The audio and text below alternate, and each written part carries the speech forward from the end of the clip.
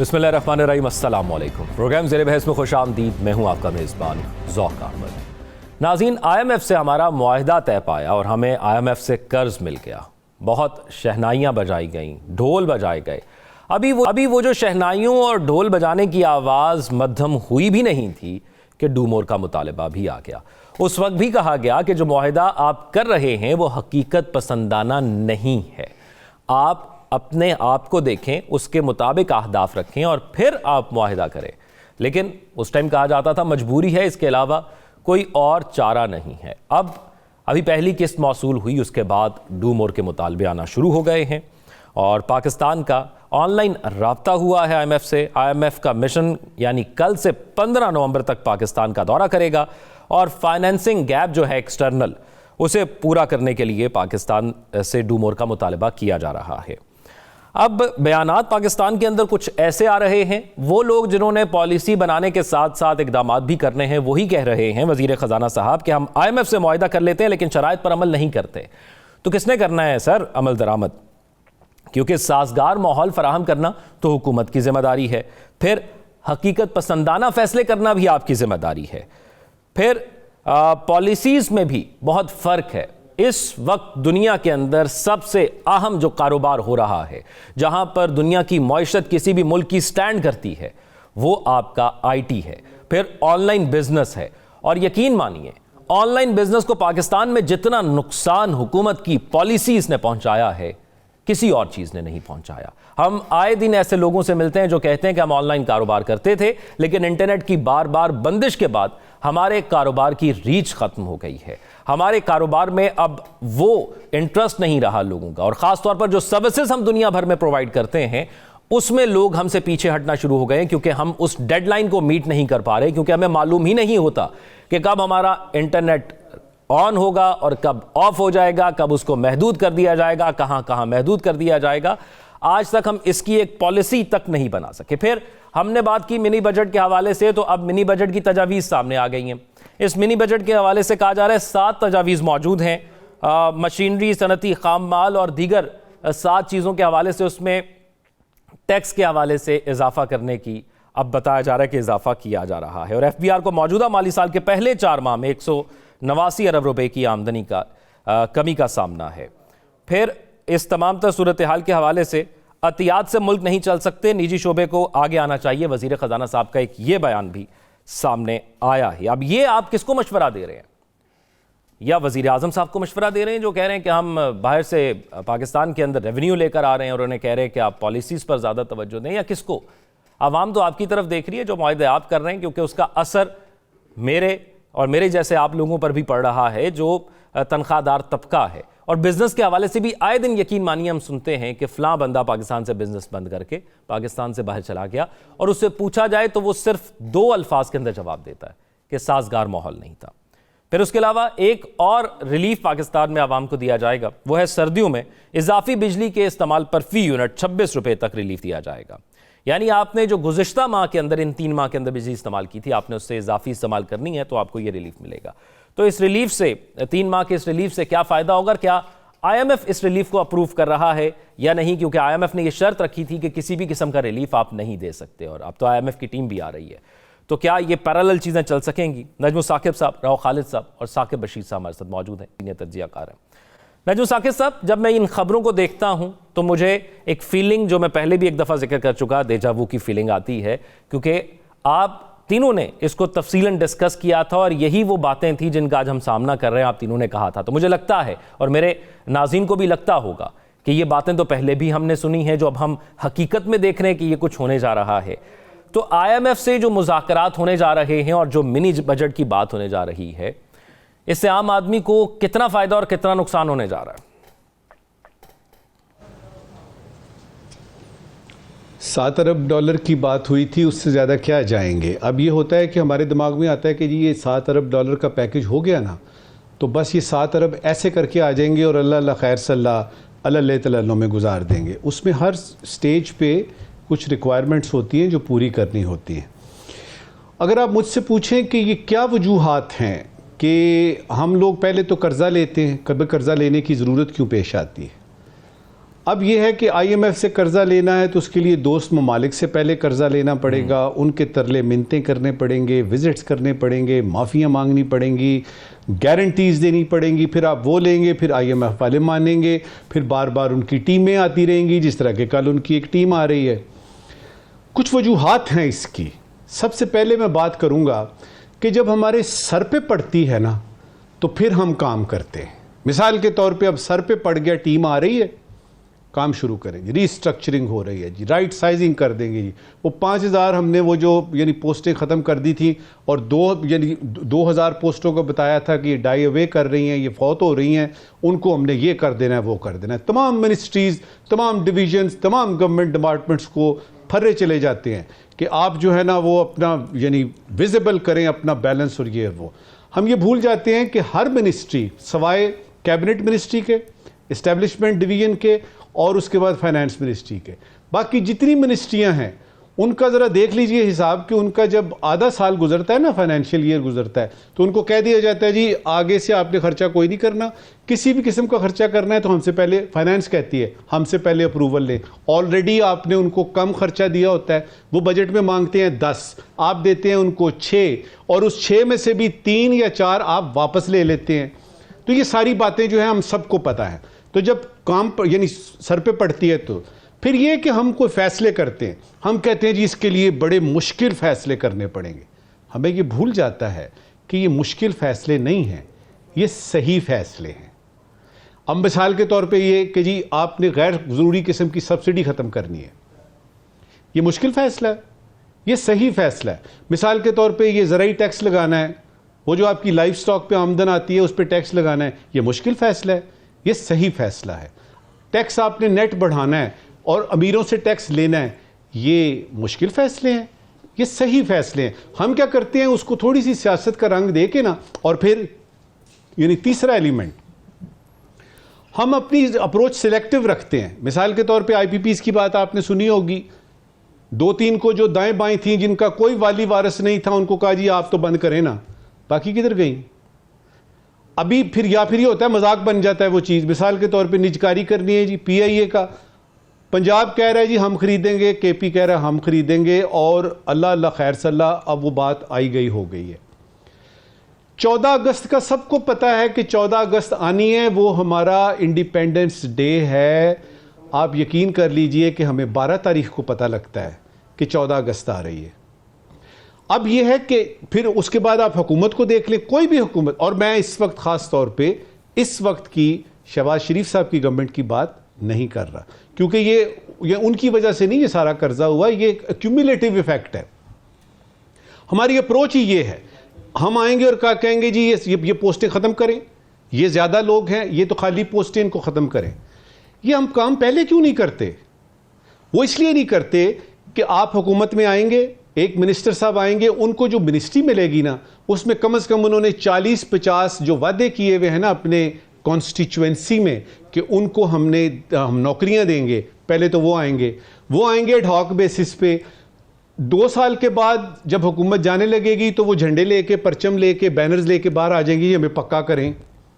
उनमें से अक्सर ऐसे होंगे, मसलन अगर PIA में जाते हैं तो ना कभी उन्होंने यानी किसी पायलट को देखा हुआ भी नहीं है, लेकिन वो पायलट बन जाते हैं। और आपको याद होगा एविएशन, हमारे मिनिस्टर उन्होंने ये पोल खोल दिया था। तो बेंजामिन साकिब साहब, वो भी करना है। मैं इससे जो बात समझ पा रहा हूं वो अदम दिलचस्पी समझ पा रहा हूं। अगर इस मौके पर जिस पर पाकिस्तान खड़ा है, अगर मईशत पर भी प्रायोरिटी नहीं होगी तो फिर क्या प्रायोरिटी होगी?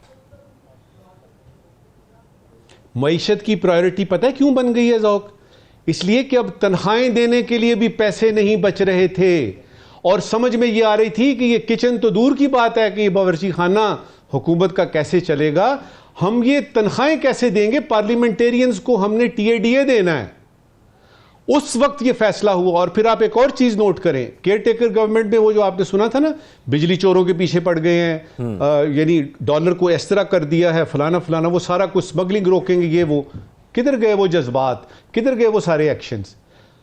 बॉटम लाइन ये निकलती है कि हमने अगर किबला दुरुस्त करना है ना तो एडहॉक बेसिस पे नहीं करना। कि अब हमारे सर पे पड़ गई है, अब ये टाइमिंग अच्छे हैं, अब हमारे बिल्कुल ही हम सैलरीज भी नहीं दे सक रहे, और आईएमएफ ने कह दिया अगर ये नहीं करेंगे तो ये नहीं होगा, आपको अगली ट्रांस नहीं मिलेगी, तो हम ये करना है, किबला दुरुस्त करना है, तो बड़े अरसे के लिए अपने सामने विजन रखे। लेकिन मुसीबत ये है, फिर वही पैराडॉक्स आ जाती है, तजाद आ जाता है। एक हुकूमत जिसको ये नहीं पता कि ये सर्दियां गुजारेगी कि नहीं, वो इतना बड़ा विजन कहां से लाएगी?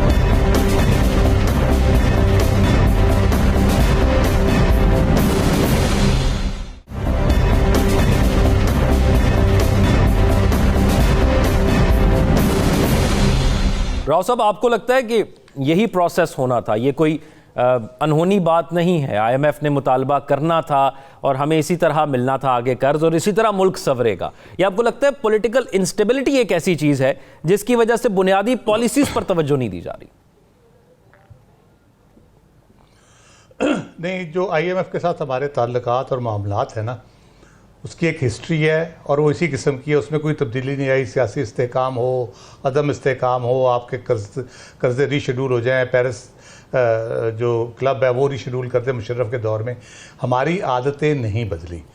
आप अदम दिलचस्पी कह रहे हो, वो गैर संजीदगी है और मजाक बनाया हुआ है हमने इन सारी चीज़ों का, और बेड़ा गर्क करके रख दिया है। अभी अंदाज़ा नहीं है। मैं बड़े अरसे से कह रहा हूँ कि एक बहुत बड़ा जो कह ले आपकी इकॉनमी का पत्थर लुढ़क चुका है टॉप ऑफ द हिल से, और वो स्पीड पकड़ता जा रहा है और नीचे गिर के उसने रेजा हो जाना है। उसको कोई रोकने की कोशिश नहीं कर रहा, और यही गैर संजीदा रवैया है जिसकी वजह से ये सब कुछ हो रहा है। हम मुआहिदा करते हैं, हमने जिस वक्त हो रहा था उस वक्त भी हमने यही बात की। हमारी हिस्ट्री ये है कि हम उनसे वादे करते हैं, उसके बाद उसको इम्प्लीमेंट नहीं करते।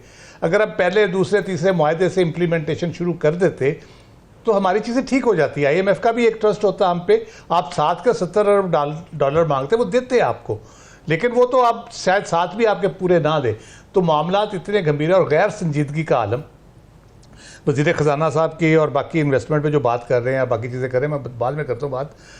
गवर्नमेंट की संजीदगी का आलम और आवाम से मोहब्बत का ये आलम है कि कोई खुदा का खौफ नहीं है। बार बार धोखा दे रहे हैं लोगों को, बार बार 2 नंबरी कर रहे हैं। ये जो पैकेज आया विंटर पैकेज, इसको आपने अंडरस्टैंड किया क्या है ये विंटर पैकेज?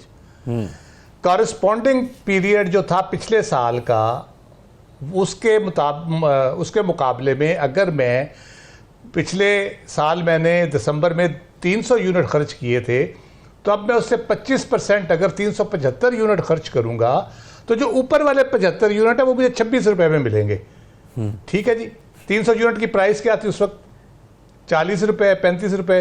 अब मैं 60 रुपए दे रहा हूँ। ठीक है, 300 यूनिट की तो मैंने देनी ही देनी है। जो पिछले साल दिसंबर में दी थी उससे कहीं ज़्यादा अब मैंने 300 की देनी ही देनी है प्राइस। ऊपर वाली प्राइस मुझे एक्स्ट्रा आप दे रहे हैं। क्यों दे रहे हैं? अभी मुझे ये इंसेंटिव आप 75 यूनिट का, उसकी मैं आपको वजह बता देता हूँ। गैस नहीं है इनके पास, गैस नहीं है, उसकी वजह से ये करना चाह रहे हैं। एक वजह ये है कि ताकि लोग बिजली से चलाएं सारा कुछ। कोई कंपनसेशन नहीं कर रहे, अपनी मुसीबत की वजह से कर रहे हैं। दूसरी चीज़ ये है कि क्योंकि सोलर बहुत ज़्यादा हो गया है, कंजम्पशन आपकी जो ग्रिड से आ रही है बिजली उसकी कम होती चली जा रही है। सर्दियों में 7,000-8,000 मेगावाट कंज्यूम होती है। अभी एस्टीमेट है इनका 7,000 से नीचे चली जाएगी कंजम्पशन। जब आपकी 7,000 से नीचे जाती है तो आपके नेशनल ग्रिड पे जिस फ्रीक्वेंसी पे इलेक्ट्रिसिटी सप्लाई हो रही है वो फ्लक्चुएट होती है। तो आपका सुबह शाम ब्रेकडाउन होगा और मैसिव ब्रेकडाउन होगा, जो कि बहुत ज़्यादा आपके सिस्टम को नुकसान करता है। ये इस वजह से इंसेंटिव दे रहे हैं।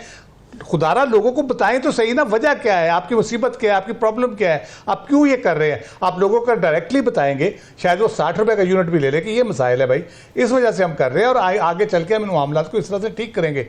अपना ट्रस्ट पैदा करें, अपना एतमाद पैदा करें, ताकि लोग यकीन करें आपकी बात के ऊपर। आप बिटवीन द लाइंस बातें करके लोगों को बेवकूफ़ बनाना शुरू कर देते हैं। इसका मतलब है कोई सिंसियरिटी नहीं है आप में अवाम की तरफ, उनकी फ़लाह के लिए, मुल्क की फ़लाह के लिए आपकी कोई इखलास ही नहीं है आप में। अब वज़ीर ख़जाना की बात सुन ले, उन्होंने परसों लिटरेरी फंक्शन में खिताब करते हुए फरमाया कि मुल्क अतियात से नहीं चलते, उसके लिए आपको कमाना पड़ता है। तो ये तो हर कोई कह रहा है, हर किसी को पता है। आप किस लिए आए हैं वज़ीर ख़जाना? अगर आप सिर्फ ये हमें बताने, लेक्चर देने आए हैं कि एहतियात से नहीं चलते और हमारा रोल ओवर करने को कोई मुल्क तैयार नहीं है कर्ज, तो किस लिए आए हैं भाईजान? आप ज़रा अपनी कोई तोजी पेश करें अपने, जो आप बैठे हैं इस ओहदे पे आके, इतनी बड़ी नौकरी छोड़ के अगर आप आए हैं, आपका क्या इसमें फ़ायदा था? या आप इस मुल्क के लिए क्या करना चाहते थे, हमें अपनी कुछ तरजीहात बता दें। 5 अरब का बैरूनी फाइनेंसिंग का आपका गैप है, वो जो कि सारा है उसको आपने पूरा करना है। आपने चाइना को भी रिक्वेस्ट की 3.5 बिलियन की, वो आप खुद कह रहे नहीं दे रहे। फिर आप इन्वेस्टमेंट का कहते हैं जी वो B2B बिजनेस में इन्वेस्टमेंट करना चाह रहे हैं, इसका मतलब है सरकार के साथ नहीं करना चाह रहे। तो प्राइवेट सेक्टर में अगर करना चाह रहे हैं तो प्राइवेट सेक्टर में क्या इंसेंटिव है? प्राइवेट सेक्टर आपका क्या बहुत बूम कर रहा है कि उसके साथ लोग आके बैठ जाएंगे और सारा चीन और सऊदी अरब से फाइनेंशियल या इन्वेस्टर्स आएंगे और आके बैठ जाएंगे? सिक्योरिटी सिचुएशन आपकी क्या है? तो ये सारी चीज़ें देखने की आप अपने जो आपने टैक्स कलेक्शन, एक और मैं अपना पर्सनल एक्सपीरियंस बता दूं परसों का, इन्होंने वो POS वाले लगाए हुए हैं। POS के ऊपर अगर आपका वो सेल्स टैक्स करता है तो आप उसको स्कैन करते हैं, आयरस की ऐप है फ़ोन पे, उस पर आप स्कैन करें। मैं यूजुअली करता था जब मैंने खरीदा था, स्कैन किया, हुआ नहीं हुआ रिपोर्ट कर दिया। अब रिपोर्टिंग इतनी मुश्किल कर दी है इन्होंने, दुकानदारों के हक में कर रहे हैं वो, बजाय इसके कि उनको पकड़े। आप अगर मैं एक बहुत बड़ी बेकरी से मैंने लिया, उसकी नहीं हुई, उन्होंने कहा जी ये ठीक नहीं है, ये इसको आप रिपोर्ट करें। वो नॉर्मली रिपोर्ट होता था, आप करते थे चली जाती थी, उसके उस पर इतनी डिटेल आपको देनी पड़ती है, उस जगह की तस्वीर, उस जगह की वीडियो। आप जब वीडियो बनाएंगे दुकानदार को नहीं पता ये किस लिए बन रही है, वो वहीं आपकी हस्ते फेर देगा, आप लेने के देने आपको पड़ जाएंगे। तो ये खुद इतनी बदनीयती है आपके FBR के इदारे में, आपके गवर्नमेंट पे, कि ये मामला ठीक करने पे सीरियस है ही नहीं। वो कहते हैं कि पता नहीं हमने कितने दिन रहना, कितने दिन नहीं रहना, बिना कर होता तो हो जाए। मैं जाकिर बशीर साहब, ये जो पॉइंट राव साहब ने उठाया, हम भी जब लोगों से मिलते हैं तो हमें पता लगता है कि किस तरह जो टैक्स कलेक्शन के लिए सॉफ्टवेयर इंट्रोड्यूस करवाए गए हैं, ख़ास तौर पर दुकानदारों के पास, उसके अंदर कैसे लूप होल्स रखे गए हैं कि वो लोग भी बच सकें। हम हमेशा से सुनते आ रहे हैं और ये सवाल बहुत दफ़ा हो चुका है, नाजुक दौर से गुजर रहे हैं हम। ये नाजुक दौर के हवाले से अवाम ने बहुत कुछ भुगता है, बहुत से टैक्सेस दिए, अपनी 3 टाइम की रोटी को 2 टाइम की रोटी कर दिया, लेकिन वो नाजुक दौर ख़त्म ही नहीं हो पा रहा। तो क्या ये तसलसल जो इस वक्त जारी है ये निकाल देगा उस दौर से? बज़ाहिर तो यही लगता है जो वज़ीर ख़ज़ाना है वो बजाय इसके कि कोई उम्मीद दिलाएं कि हालात जो है वो बेहतरी की तरफ जाएंगे, चले जाएंगे, वो ये कह रहे हैं कि कोई डिपॉजिट भी नहीं कर रहा और कोई तोसी देने के लिए तैयार नहीं है, और इस तरह जो है वो चीज़ें, मईशत जो है वो इस तरह ठीक नहीं हुआ करती। तो ये जो उनकी जानिब से स्टेटमेंट आया, ये बड़ा अहम स्टेटमेंट है, और वज़ीर ख़ज़ाना की जानिब से इस तरह का स्टेटमेंट आना मेरे ख्याल में बहुत अहम सवालात हैं। उन्होंने इससे कबल देखें आप इतने मैसिव टैक्सेस भी लगाए अवाम पे, जो सैलरीज क्लास है, मतलब अवाम जो है वो इतनी मुश्किलात झेल रही है, इसके बावजूद भी वो जो है वो सेटिस्फेक्शन जो है वो नजर नहीं आ रही है। अब देख रहे हैं कि IMF का अगर आप देखें तो ये बताया जा रहा है कि IMF का कोई शेड्यूल विजिट नहीं था। ये राव साहब, ये जो कलेक्शन के हवाले से एक तो ये बताया गया कि ये शेड्यूल नहीं था, तो फिर तो ज़्यादा सोच की बात है।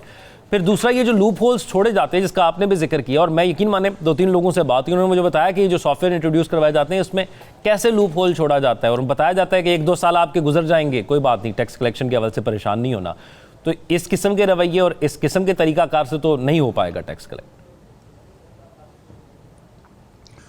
जी बिल्कुल, यही तो मैं बात कर रहा हूँ। अगर आपकी नीयत ठीक हो तो ये कौन सा बड़ा मसला है आजकल के दौर में, जहाँ इतनी टेक्नोलॉजी एडवांस चली गई है। आप एक बटन के क्लिक से पूरा उसका जो उसके अकाउंट में पैसे आ रहे हैं, वहाँ पे जो ट्रांजैक्शंस हो रही हैं, आपको रियल टाइम में आपके सामने आ रही हैं सारी चीज़ें।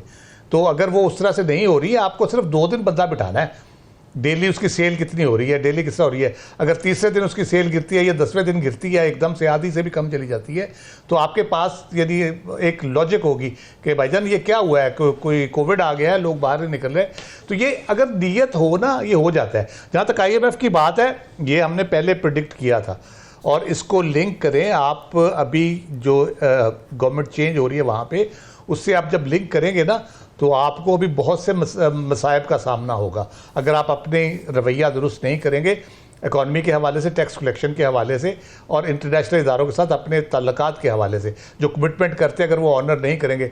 अभी तो ये बात हो रही है कि आप पे, ये तो इकॉनमी है, उसके बाद शायद आपने जो इंटरनेशनल चार्टर जो अदलिया के हवाले से, ह्यूमन राइट्स के हवाले से किए हैं, उसमें भी शायद प्रेशर आना शुरू हो जाए किसी वक्त आप पे।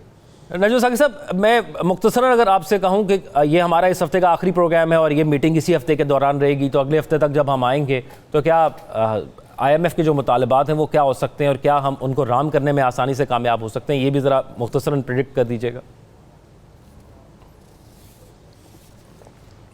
अगर मैं आपको मुख्तसरन ये बताऊं क्योंकि मैं एक दो मीटिंग्स देख चुका हूं कि जो हमारे ऑफिशियल्स की IMF के साथ होती है, यकीन कर लीजिए ऐसे लगता है कि जिस तरह हमारे पास माफ़ी मांगने, वादा करने और पांव पड़ने के अलावा कुछ भी नहीं है। कोई किसी किस्म का सॉलिड जवाब हमारे पास नहीं होता। और अगर कभी फाइनेंस मिनिस्ट्री में या किसी रेलेवेंट लाइन मिनिस्ट्री में कोई बंदा ऐसा आ जाए, यूनुस ढागा जैसा, जो कि आके बताए जी कि ये असल में ऐसे है तो हम ये IMF से इस तरह से डील करेंगे, तो उसको साइड लाइन कर दिया जाता है। तो ये था आपकी बात का मुख्तसर, आपके सवाल का मुख्तसर जवाब कि वो अंदर के, चूंकि वो दिखाते नहीं है ना, तो ये आपको अंदर का हाल बता रहा हूं कि उसमें सिर्फ माफ़ी तलाफी की बात होती है। राइट, जिस तरह वो हमने देखा कि जब अदलिया के अंदर हुआ कि वो कोर्ट नंबर 1 से लाइव समातें हुई तो हमें पता लगा कि कोर्ट का माहौल क्या होता है। इसी तरह लगता है कि हुकूमत को ये भी बराह रास्त करना पड़ेगा ताकि वाज़े तौर पर पता लगे कि अंदर होता क्या है। एक ब्रेक की तरफ बढ़ते हैं, ब्रेक के बाद आते हैं। तो एक अहम मामला है मईशत के अलावा जिससे खुसूसी तौर पर इन दिनों में पाकिस्तान बहुत मुतासर हो रहा है, उस पर बात करेंगे एक ब्रेक के बाद।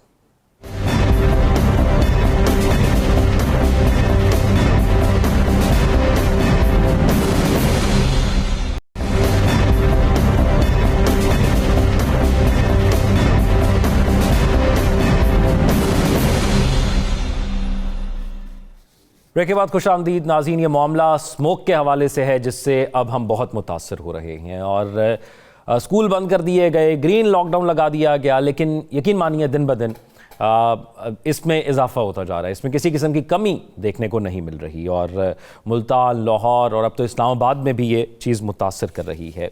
मैं आपको एक छोटी सी ऑब्जर्वेशन बताता हूँ कि पॉलिसीज़ बनाई जाती हैं तो उस पर अमल दरामद कैसे होता है। मुझे गुज़िश्ता दिनों 2 दिन पहले ठोकर वाली साइड पर जब मैं गया तो वहाँ पर रात को हैवी ट्रैफिक को शहर के अंदर दाखिल होने से बंद कर दिया गया और वो हैवी ट्रैफिक को सबको ठोकर पे रोक दिया गया, जिसकी वजह से वो रोड भी ब्लॉक हो गई और जो आम लोग वहाँ पर सफ़र कर रहे थे उनको भी रोक दिया गया और वो भी तकरीबन 1.5-2 घंटा वहाँ पर फंस गए। अगर कोई पॉलिसी बनानी ही है तो उसको ज़रा ऐसे इंप्लीमेंट कर लें कि किसी तरह रस्ते में मुख्तलिफ पॉइंट्स बनाकर रोक लिए जाएँ। एक ही जगह जब आप लोगों को इकट्ठा कर लेते हैं तो उससे भी नुकसान होता है और इस तरह की दीगर कई पॉलिसीज़ हैं। हम देख लेते हैं कि लोगों को कहा गया घरों में रहें, फिर ग्रीन लॉकडाउन लाहौर में जहाँ पर लगाया गया वहाँ पर कहा गया कि रिक्शे नहीं होंगे, यहाँ पर चिंची रिक्शा। आप वहाँ पर जाएँ तो आपको वहाँ पर चिंची रिक्शा ही नज़र आएंगे, उसके अलावा कोई और चीज़ नज़र नहीं आएगी। इससे कबल हमने देखा कि मुख्तलिफ ममालिक इस चीज़ से गुजर गए। ये हमारे लिए कोई नई चीज़ नहीं थी। हर साल हमें पता है, हमने पहले भी इस प्रोग्राम के अंदर बात की कि हर साल हमें पता है कि स्मोक का ये असर पड़ेगा, लेकिन हम पूरा साल कुछ नहीं करते और स्मोक आने तक भी कुछ नहीं करते। जब आ जाती है तो उसके बाद फिर बयानात जारी होना शुरू हो जाते हैं और हमें उसी तरह वो महीने गुजारने पड़ते हैं। हमने इससे कबल नहीं देखा किसी साल के अंदर के कोई इकदामात से फ़र्क भी आया हो।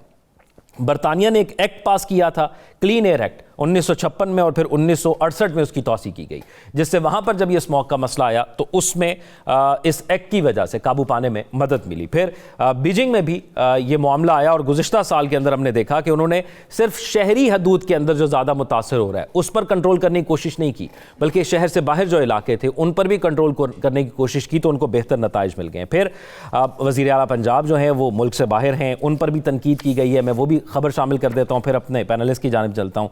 हसन मुर्तज़ा साहब पाकिस्तान पीपल्स पार्टी से, उन्होंने कहा कि तख्ते लाहौर वाले सियासी के बाद माहौलियाती आलूदगी पर भी काबू पाने में नाकाम हैं, उन पर तनकीद की जा रही है। तो जिन मुल्कों में वो हैं, वज़ीर आला पंजाब हैं या नवाज शरीफ साहब हैं जो कायद मुस्लिम लीग नून के जिनकी हुकूमत है इस वक्त, अगर वहाँ की पॉलिसीज़ को भी वो ऑब्ज़र्व करके पाकिस्तान ले आए तो शायद कोई बेहतर हल हो सकता है। राव खालिद साहब ये फरमाइएगा, ये जो आसेब है स्मोक का और जो हमारी हिकमत अमली है, क्या इसी हिकमत अमली से ये दूर हो सकता है आसेब, या इससे हमें छुटकारा मिल सकता है या बेहतरी आ सकती है, या हिकमत अमली तब्दील करने की ज़रूरत है? बात वही है कि आप क्या संजीदा हैं इन मामलात को, चाहे मुआशी मामलात हों, चाहे सियासी मामलात हों, चाहे माहौलियाती मामलात हों, लॉ एंड ऑर्डर की सिचुएशन हो, क्या आप संजीदा हैं इन मामलात को ठीक करने में? क्या आपको इदराक है कि आप तो शायद सुकून में होंगे या आपको स्मोक का असर नहीं हो रहा होगा, मईशी प्रेशर नहीं होंगे या लॉ एंड ऑर्डर से महफूज होंगे, आप सिक्योरिटी के नरगे में घूमते हैं, लेकिन पाकिस्तान और उसके अवाम और इस मुल्क के लिए कितना ये बड़ा, यानी ये आसेब क्या है बल्कि इतना बड़ा अलमिया जकड़ा गया पाकिस्तान इन चीज़ों की वजह से, उसकी तरक्की की राह में यानी ये इतने बड़े बड़े पहाड़ जैसी रुकावटें खड़ी होती चली जा रही है और हम परवाह नहीं कर रहे, हम संजीदा भी नहीं हो रहे। कोशिश तो करें, थोड़ा सा संजीदा तो हों, ताकि मामला बेहतरी की तरफ नज़र आए कि हो रहे हैं।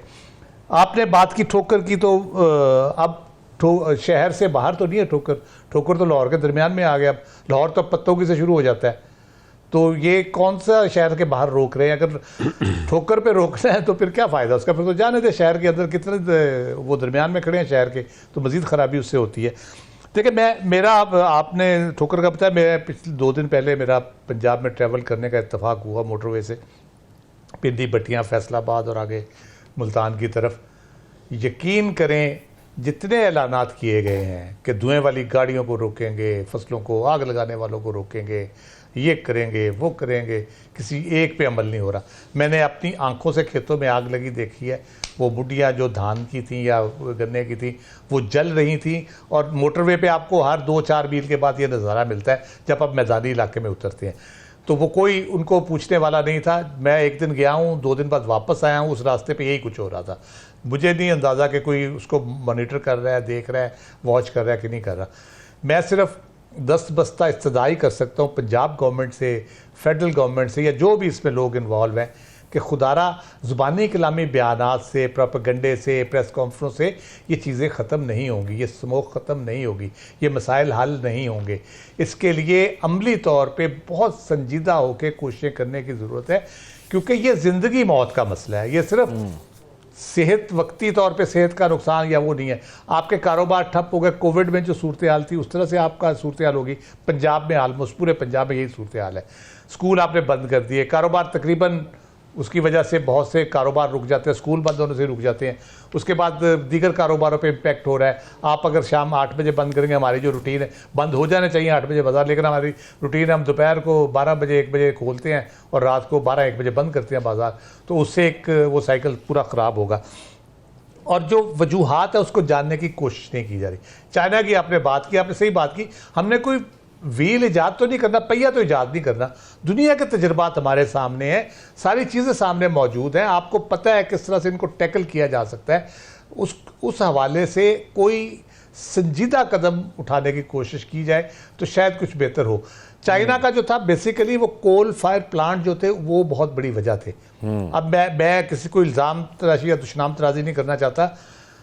पंजाब के अंदर ये को इंसिडेंट है कि आपका साहिवाल का कोल पावर प्लांट 2017 में लगता है और ये स्मोक का इशू सीरियस हो जाता है, और अभी तक वो टल नहीं रहा आपके ऊपर स्मोक का इशू। इस पे खुदारा एक दफ़ा गौर करें, देखें क्या वो मेन कंट्रीब्यूशन वहाँ से तो नहीं हो रहा। और कहा यही जा रहा है कि जो आपकी फैक्ट्रीज़ हैं, जो आपकी धुआं छोड़ने वाली गाड़ियाँ हैं, सबसे ज़्यादा पोल्यूशन उनकी वजह से हो रही है, इंडस्ट्री और उसकी वजह से।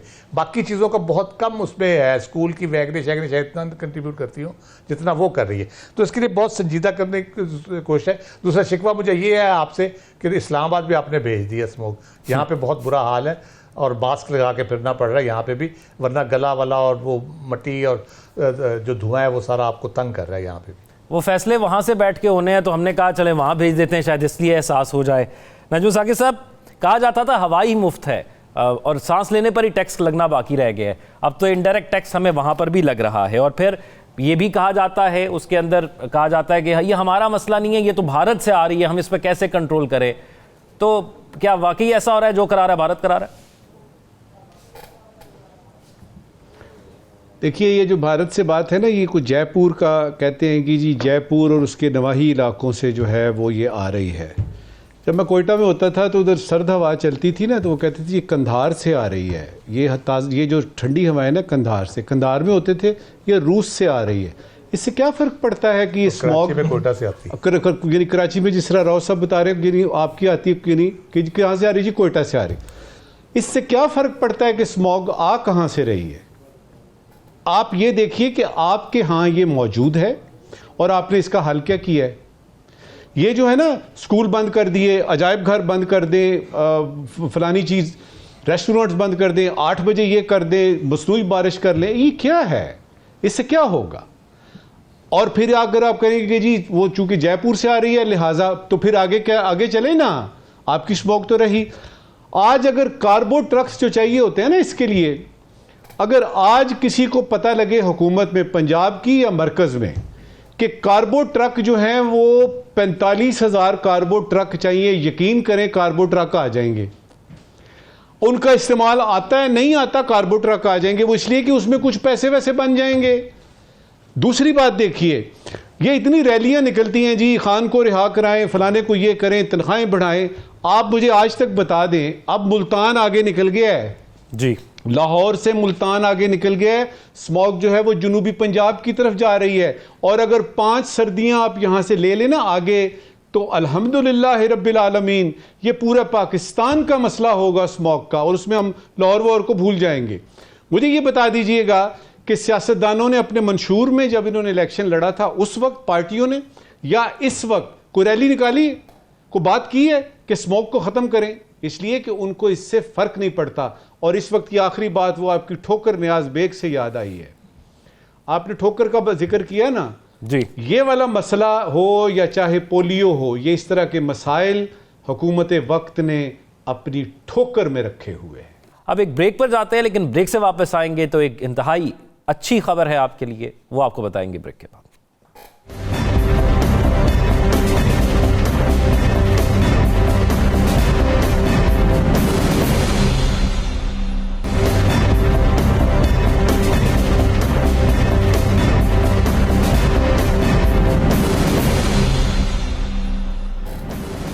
ब्रेक के बाद खुशामदीद नाज़रीन। पाकिस्तान ने 2 दहाइयों बाद ऑस्ट्रेलिया की सरजमीन पर ऑस्ट्रेलिया को वनडे सीरीज़ हराकर तारीख रकम कर दी है, और इंतहाई उम्दा परफॉर्मेंस ये गुज़िश्ता जो 5 मैचेस गुजरे हैं, जिसमें 3 ये वनडे मैचेस थे और 2 टेस्ट मैचेस थे, इसमें पाकिस्तान की बॉडी लैंग्वेज, स्ट्रैटेजी, तमाम चीज़ों में तब्दीली नज़र आई। और वो जो हम समेत, मेरे समेत बहुत से शायकीन क्रिकेट उनकी वर्ल्ड कप की परफॉर्मेंस से मायूस थे, वो गिला अपनी जगह रहेगा, लेकिन ये मरहम का काम ज़रूर कर रहा है जो परफॉर्मेंस उनकी इस सीरीज़ के अंदर और टेस्ट मैच सीरीज़ के अंदर जो पाकिस्तान में थी रही थी। नजम साकिब साहब, फिर इकबाल के शाहीनों ने यौम इकबाल के फ़ौरन बाद जो है एक ट्रिब्यूट दे दिया है।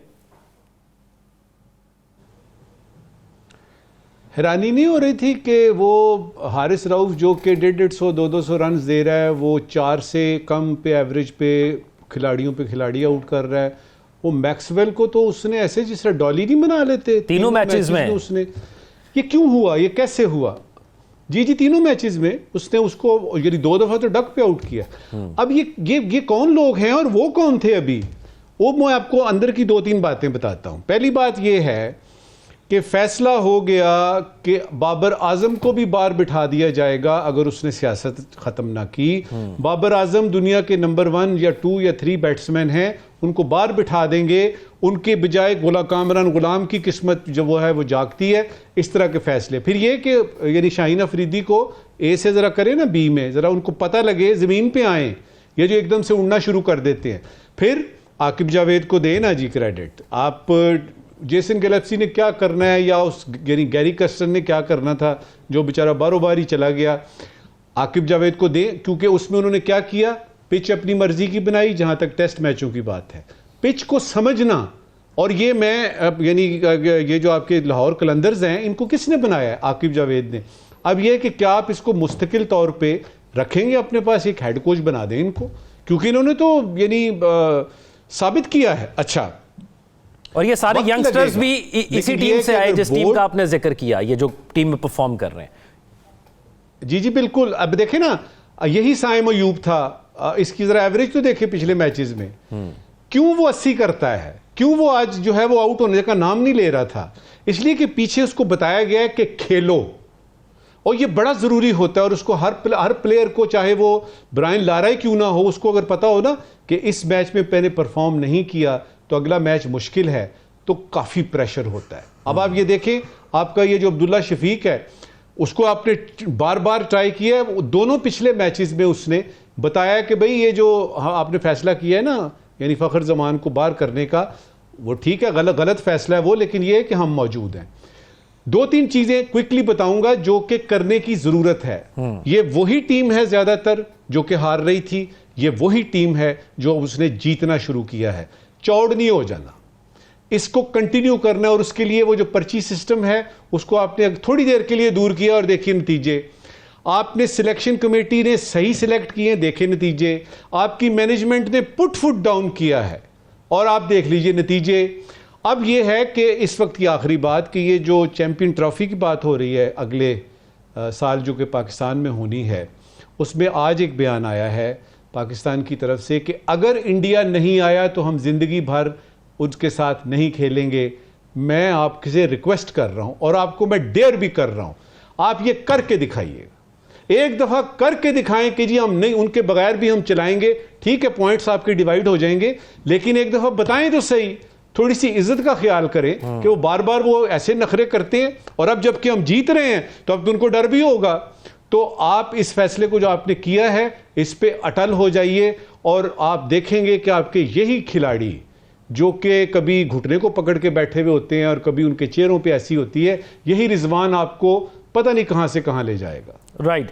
राव खालिद साहब, ये एक चीज़ जो है वो हम तकरीबन सब ने मैच देखा, बखूबी देखा, हम सबको क्रिकेट अच्छी लगती है।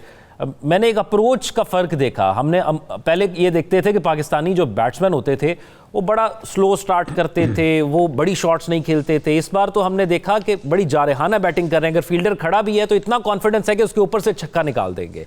दूसरा, रिजवान की कप्तानी में जो फील्ड हमने सिलेक्शन देखी वो भी बड़ी जारहाना देखी। तो कैसे आप देख रहे हैं इन 3 मैचों की सीरीज़ को? देखिए, रिजवान की पर्टिकुलरली अगर बात करें तो वो हमने देखा, वो यहाँ पे जब कप्तानी कर रहा है मुल्तान सुल्तान की, तो उसमें भी उसकी हमने ये देखी है कि बहुत एजाइल होता है वो, और वो कंटिन्यूसली अपनी फील्ड प्लेसिंग, ये वो बॉलर को डायरेक्ट करना और बैट्समैन को देखना कि इसकी वीकनेस कहाँ पे है, उसको कहना कि इसको यहाँ पे खिलाओ, वो उस तरह से वो करके उसी के मुताबिक फील्ड सेट करना। तो वो उसके जो सारे अंदाजे हैं, वो चीज़ें हैं, जो उसका तजर्बा है, वो काम आ रहा है। यकीनन उससे बहुत फ़र्क पड़ता है इन चीज़ों से, क्योंकि हम क्लब लेवल पे भी हम देखते थे कि आप अगर अंडरस्टैंड करते हैं प्रॉपर क्रिकेट को तो बड़ा आसान हो जाता है किसी बैट्समैन को देखना कौन सी शॉट पे आउट होता है, कौन सा बॉलर इसको आउट कर सकता है और किस किस्म की फील्ड प्लेसिंग इसके लिए होनी चाहिए। तो ये स्ट्रेटजी होती है, यकीनन सारी टीमें करती हैं और बड़ा उसके ऊपर आपके वीडियो एनालिसिस होते हैं, सारी चीज़ें होती हैं और उसके मुताबिक आप स्ट्रेटजी बनाते हैं। लेकिन उसको इम्प्लीमेंट करना ग्राउंड के ऊपर, बाहर से आप सब कुछ करके आते हैं, ग्राउंड के अंदर इम्प्लीमेंट करना, उसको याद रखना, आपका जहन भी काम कर रहा हो तो उसके मुताबिक फिर उसको वो करना, वो रिजवान को क्रेडिट उसका जाता है। दूसरी चीज़ ये है कि जो मुझे नज़र आया पर्टिकुलरली कि हमारे बॉलिंग और बैटिंग में जो हमारे स्टार्स थे जिनको हम समझते थे, एक तो यंग लोग हैं, हमारा 10-15 साल के लिए ये है कंटिन्यूसली खेलेंगे, साइम हो गए, अब्दुल्ला शफीक हो गए, Babar Azam for that matter 8-10 साल वो भी खेल सकते हैं। तो ये बैट्समैन, इनकी जो गलतियां थी शॉट्स की, मैंने देखा इन्होंने उस पर बहुत इंप्रूवमेंट की है। मुझे लगता है खूब प्रैक्टिस की गई है। साइम अयूब जो नो लुक शॉट खेलते थे, बहुत अर्ली खेलते थे और वो अक्सर पकड़े जाते थे, अब वो खेलते ज़रूर है लेकिन वो टाइम लेके खेलते हैं और प्लेसमेंट उसकी बहुत अच्छी उन्होंने करी है। अब्दुल्ला शफीक और बाबर आजम की एक कॉमन आउट होते थे, वो लेग साइड पे फ्लिक करते हुए वो बहुत ऑप्शन पे मूव कर जाते थे, बॉडी पीछे से हट जाती थी, बैट कैच जब लगता था विकेट कीपर पकड़ लेता था। वो शॉट वो अब सीधे बैट से खेल रहे हैं और बॉडी पीछे रख के खेल रहे हैं, ये बड़ा मैंने उसको माइन्यूटली नोट किया। इसी तरह से जो हमारे बॉलर्स हैं उनका मसला सिर्फ ये था, एक तो लाइन लेंथ का इशू था, जैसे हारिस रऊफ की बात की रजब साहब ने, नो डाउट उसका पता नहीं चलता था कौन सी बॉल उसके पीछे गिर जाएगी, कौन सी आगे गिर जाएगी, कौन सी लेग से बाहर चली जाएगी, कौन सी ऑफ स्टंप पे। अब वो लाइन लेंथ पे जब आया है, और दूसरी जो इंपॉर्टेंट बात सारे बॉलर्स में मैंने देखी, बॉल उनका सीम पे गिर रहा था। और जब बॉल आप सीम पे गिरते हैं और गिराते हैं तो उसको जब स्विंग करने के लिए स्विंग या आउट स्विंग करते हैं तो वो होता है। फिर आपने शाहीन अफरीदी की देखा, वो वापस आई है उसकी वो फॉर्म जिस पे वो आउट करता था। इसी तरह से हारिस रऊफ की वो फॉर्म वापस आई है, हसनैन ने बहुत अच्छा किया। तो ये वो चीज़ें हैं जिनको करने की ज़रूरत थी और उन्होंने बहुत अच्छे तरीके से किया। मैं नसीम शाह का मैंने जिक्र इसलिए नहीं कर रहा क्योंकि वो उसने कंसिस्टेंटली परफॉर्म किया है, बार बार किया है, तो वो इंजरी की वजह से सिर्फ बाहर हुआ था, अदरवाइज अभी टेस्ट से उसको बाहर किया गया। आई डोंट नो विकेट की वजह से किया गया होगा, लेकिन वो तो कंसिस्टेंट परफॉर्मर है, बैट के साथ भी समटाइम बहुत अच्छा। पहले मैच के अंदर 40 स्कोर किया और जिस तरीके से ज़ैम्पा को नसीम शाह ने खेला वो उसने तो बैट्समैन को जी बिल्कुल क्लोज उसी वजह से मैच बड़ा क्लोज हुआ था हमारा। जहाँ तक भारत की बात है, मैंने एक दिन पहले हम डिस्कशन कर रहे थे आपस में, तो मैंने कहा था कि जैसे ही पाकिस्तान अगर तीसरा वनडे जीत गया ना तो फिर तो पक्की बात है भारत नहीं आने लगा। उनको पता है कि क्या होना है यहाँ पे अब उनके साथ, इसलिए वो ये कर रहे हैं। और ये बात दुरुस्त है कि पाकिस्तान जो स्टैंड पाकिस्तान ने लिया है, पाकिस्तान को उस पर खड़ा होना पड़ेगा। अब हम अगर हाइब्रिड सिस्टम पे अब फिर चले जाते हैं जैसे हम पहले गए थे एशिया कप के ऊपर, तो फिर हमारे लिए ये प्रॉब्लम कभी हल नहीं होगी, ना ये मसला हल होगा। अब बहुत बहुत अच्छी क्रिकेट इंडिया पाकिस्तान के दरमियान होती है और दुनिया में सबसे ज़्यादा देखी जाती है फुटबॉल के बाद पाकिस्तान इंडिया का मैच। वो अगर नहीं होगा तो क्रिकेट के शायकीन के लिए बड़ा मसला है, उनके लिए बड़ी कह लें एक मायूसी की बात होगी इंडिया में, पाकिस्तान में और दुनिया भर में। तो ये मेरा ख्याल है कि दोनों मुल्कों के लिए, दोनों क्रिकेटर्स के लिए, दोनों मुल्कों के क्रिकेटर्स के लिए और दुनिया क्रिकेट के लिए ये बहुत अहम है कि ये मैचेस हों इंडिया पाकिस्तान के, ना सिर्फ टूर्नामेंट्स में, अदरवाइज भी सीरीज होनी चाहिए। साकिब बशीर साहब, ये जो परफॉर्मेंस बड़ा तफसीलन जिक्र कर दिया गया, स्ट्रैटेजीज़ के हवाले से किया गया, लेकिन ये इंडिया का जिक्र भी कर दिया गया। मैं अब दोनों चीज़ों में आपसे जानना चाहूँगा कि ये यही उम्मीद थी कि ऑस्ट्रेलिया में जाकर पिचेस थोड़ी सी तब्दील होंगी, कोई हमारे बॉलर्स को मिलेगी, फास्ट बॉलर्स को उसमें सपोर्ट करेंगी, तो यही ऐसी परफॉर्मेंस आएगी, या हैरान किया इस परफॉर्मेंस ने आपको भी? नहीं, बिल्कुल हैरान किया है। और मैं पढ़ रहा था तो साबिक जो क्रिकेटर्स हैं वो इस सीरीज से पहले जो कर रहे थे, तब से कर रहे थे, तो वो एक बड़ी मुश्किल सीरीज बता रहे थे और ऑस्ट्रेलिया के अंदर जाके करना। और पाकिस्तान टीम जो है वो आपने देखा कि वो वर्ल्ड कप से अमेरिका से भी हम हार गए थे और उसके बाद एक डाउनफॉल जो है उसकी तरफ आ रहे थे। फिर पिछले 3-4 सालों में पाकिस्तान में जो टेस्ट मैचेस हुए उसमें 10 टेस्ट मैचेस में तो 6 हम हारे और 4 ड्रा हुए थे। अभी रिसेंटली मुल्तान और रावलपिंडी के टेस्ट हमने जीते और उसके बाद अभी जो है वो पाकिस्तान जीता है ये टेस्ट सीरीज। 22 साल बाद जो टेस्ट सीरीज है वो ये जीता है। मैं पाक भारत जो मैचेस के हवाले से खासतौर पर बात करूंगा। ये अब पाकिस्तान में क्रिकेट जो है वो एक दौर था, वहां पे पाकिस्तान में मसाइल थे, दहशतगर्दी, ये वो चीजें थी, यहाँ पे क्रिकेट नहीं हो रही थी। अब तो बड़ी स्मूथ तरीके से क्रिकेट टीमें पूरे वर्ल्ड से आ रही हैं, अब तो कोई इशू भी नहीं है। मेरे ख्याल में पाकिस्तान को फुल जो है वो स्टैंड लेना चाहिए, क्योंकि अगर आप स्टैंड नहीं लेंगे ये तो हर आए रोज जो है वो इस तरह के जो है वो करता रहेगा। अपना ख्याल रखिएगा, इंशाल्लाह आपसे फिर मुलाकात होगी। अल्लाह हाफिज।